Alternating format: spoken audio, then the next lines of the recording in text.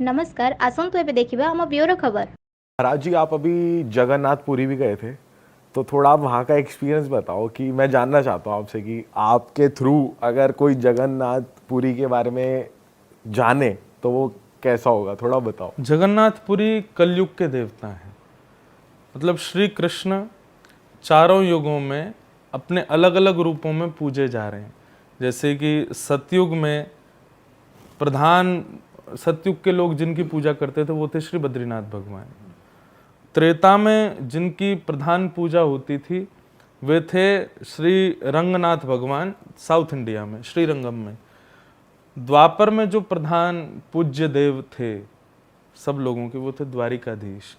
और कलयुग में प्रधान पूज्य देव हम आप सब मानवों के लिए वो हैं श्री जगन्नाथ भगवान। तो ये ऐसे सतयुग त्रेता द्वापर कलयुग में कलयुग के प्रधान देव श्री जगन्नाथ जी हैं। प्रधान देव बोले तो क्यों, मतलब हम लोग इतने पापी, इतने दुष्ट हैं, इतने गलत काम करते हैं, पर जगन्नाथ जी परम दयालु हैं। वो इजीली सबको क्षमा करते हैं, इसलिए जगन्नाथ भगवान का कलयुग में बहुत विशेष प्रभाव है। दूसरा, जगन्नाथपुरी कभी भी आप जाओ तो देखेंगे कि श्री जगन्नाथ भगवान के नेत्र बहुत बड़े बड़े होते हैं, विशाल नेत्र हैं। मतलब ऐसा हो ही नहीं सकता कि आपको जगन्नाथ जी ना दिखें। उसका मैं एक कारण बताता हूं कि जी जगन्नाथ जी के ना पलकें नहीं है। बाकी जितने भी ठाकुर हैं सबकी पलकें हैं, जगन्नाथ जी की पलकें नहीं है। क्यों? क्योंकि वो आंखें कभी झपकती ही नहीं है। क्यों नहीं झपकते, इसका बहुत अच्छा कारण वहाँ के लोग बताते हैं। बोले कि हम लोग दर्शन करने आए और जगन्नाथ, बहुत भीड़ की वजह से एक क्षण ही जगन्नाथ जी दिखे और उसी समय हमारी पलक झपक गई तो दर्शन रह जाएंगे। इसलिए जगन्नाथ जी ने अपनी पलकें ही नहीं बनवाई। क्यों? वो पलक झपक के मुझे ना देख पाए, मैं उसको देखता रहूंगा, मेरी आंखें खुली रहेंगी। वो भले ही मुझे नहीं दिख पाए लेकिन मेरी दृष्टि में तो वो आ ही जाएगा। तो ऐसे श्री जगन्नाथ जी, जगन्नाथ जी बड़े प्यारे देवता हैं। कलयुग में व्यक्ति को हर वर्ष का एक नियम बनाना चाहिए कि हर साल में एक बार तो जरूर जाए जगन्नाथपुरी। जगन्नाथपुरी की दूसरी बात यह है कि जगन्नाथपुरी में दर्शन से भी ज्यादा महत्व है वहाँ के प्रसाद का। जो दाल भात महाप्रसाद वहाँ पर मिलता है, उसको आप दाल और भात तो कहो ही मत, वो साक्षात जगन्नाथ जी हैं। साक्षात महाप्रसादे गोविंदे, साक्षात गोविंद का स्वरूप माना जाता है वहाँ का महाप्रसाद। वहाँ के महाप्रसाद के कई नियम ऐसे हैं, वो सुनकर के कई लोग जो हमारे धर्म को ऐसा बोलते हैं कि बड़ी ऊंच नीच करते हैं, ब्राह्मणवाद ज़्यादा है, औरों को ऐसा मानते हैं। जाओ जगन्नाथपुरी। जगन्नाथपुरी का नियम है, अगर आप खा रहे हो, सबसे पहली बात तो आप ऊपर बैठ के या आसन पर कपड़े पर बैठ के नहीं खा सकते, आपको जमीन पर बैठ के ही खाना पड़ेगा। वो महाप्रसाद है, उसके लिए इतनी रिस्पेक्ट है कि नीचे ही बैठ के खाओ, आसन भी नहीं होना चाहिए, पृथ्वी पे ही बैठो। दूसरी बात, पत्तल में खाओ, केले के पत्ते पे खाओ, या फिर वो मिट्टी के जो हंडी होती हैं जिनमें बनता है वही थोड़ा सा मिल जाए उसमें मिला के खाओ। आप जब खा रहे हो और आपकी थाली में से अगर कोई और आके खाना चाहे तो आप रोक नहीं सकते, नहीं तो पाप लगेगा।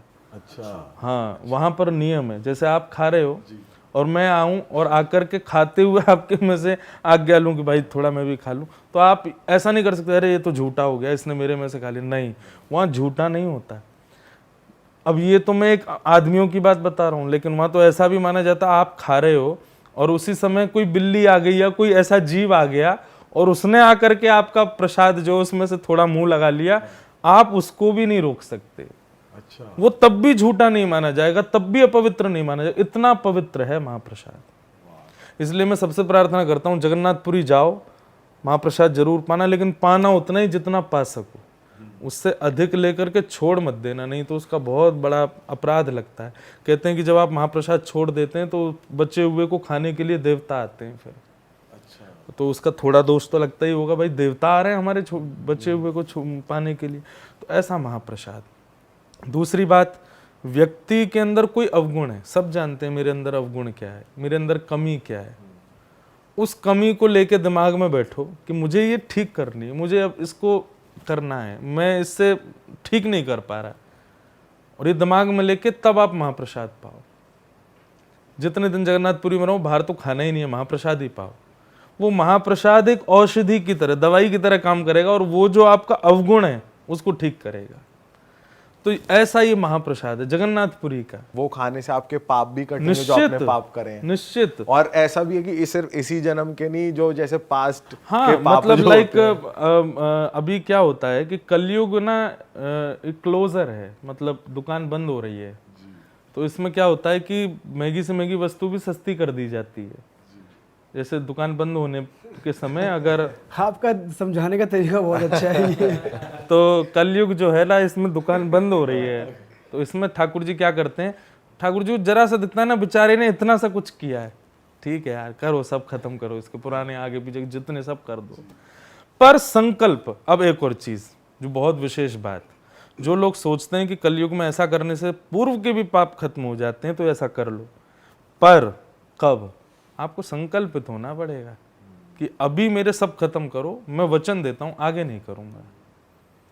नहीं तो फिर सारे चोर जाएंगे, सारे डकैत वहीं बैठे रहेंगे, जगन्नाथपुरी महाप्रसाद पाते रहेंगे, बोले लो अभी तो सारे खत्म करो, अब कल अगली करेंगे, फिर तो ऊपर से फिर खा लेंगे।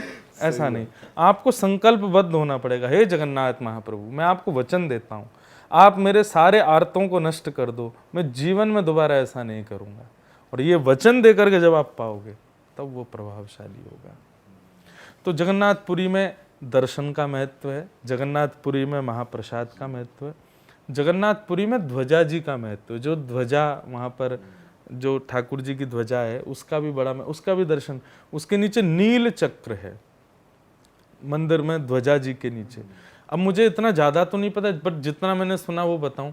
वो नील चक्र कहते हैं कि आज विश्व का सबसे खरबपति व्यक्ति भी अगर उसको खरीदना चाहे तो उसका मोल लगा के उसको खरीद नहीं सकता, इतना महंगा है वो। जो जगन्नाथ जी का नील चक्र है, पर किस धातु का उसको बताते हैं, वो इतना महंगा है और इतना वजनदार है कि अगर वो कभी भगवान ना करे, कभी नील चक्र अगर नीचे आ भी गया तो ना जाने कितनी तबाही अपने नीचे कर देगा। विशाल है, बहुत भारी है, और उसका जो रकम, उसके अगर कभी उसका रेट लगाया जाए तो रेट इतना होगा कि इस वक्त का सबसे अमीर व्यक्ति अपने पूरे कमाई से भी उसको नहीं खरीद सकता, ऐसा वो नील चक्र है। हमारे यहाँ वृंदावन में एकादशी होती है। पिछली बार जब आपके पॉडकास्ट में आया था तो मेरी एकादशी थी, तो एकादशी के दिन व्रत करते हैं हम कृष्ण उपासक। पर जगन्नाथ और ऐसा मानते हैं कि एकादशी के दिन अन्न पाने से आपके पाप जो आपने कहीं पुण्य करके खत्म किए होंगे ना, वो भी प्रकट हो जाते हैं अगर एकादशी के दिन आपने अन्न खाया तो। पर जगन्नाथपुरी में नियम है कि वहां आपको अन्न खाना ही पड़ेगा, मतलब महाप्रसाद, क्योंकि चावल को पूर्ण अन्न माना जाता है। वहां पर आपको एकादशी करनी ही नहीं, आपको पाना ही पड़ेगा। अगर वहां एकादशी आपने की तो आपको पाप लग जाएगा। तो वो बड़ा उल्टा है जगन्नाथपुरी में। इसलिए वहां स्कंद पुराण में तो लिखा है कि एकादशी के दिन, मतलब व्रत वाले दिन, वैष्णवों यदि अगर आप जगन्नाथपुरी में हो तो उस दिन और दिन से दुगना खाओ, ज्यादा खाओ, तब आपके पाप खत्म होंगे। तो मतलब वहां पर वो क्या है, ऐसा लगता है कि बड़े ना कलयुग फ्रेंडली देव हैं हमारे। हाँ मतलब जगन्नाथ जी, लाइक जैसे अभी हम लोग इजी हो जाते हैं अपने फ्रेंड, अरे यार ठीक है तेरे लिए सब क्षमा, हाँ सीएम कभी इजी हो जाए, पीएम इजी हो जाए, तो ऐसा कह लो कि कलयुग में जगन्नाथ भगवान इजी हो गए। अरे यार ठीक है चल इतना कर ले, ठीक है सब हो जाएगा। तो बोले कलयुग फ्रेंडली देव है श्री जगन्नाथ जी।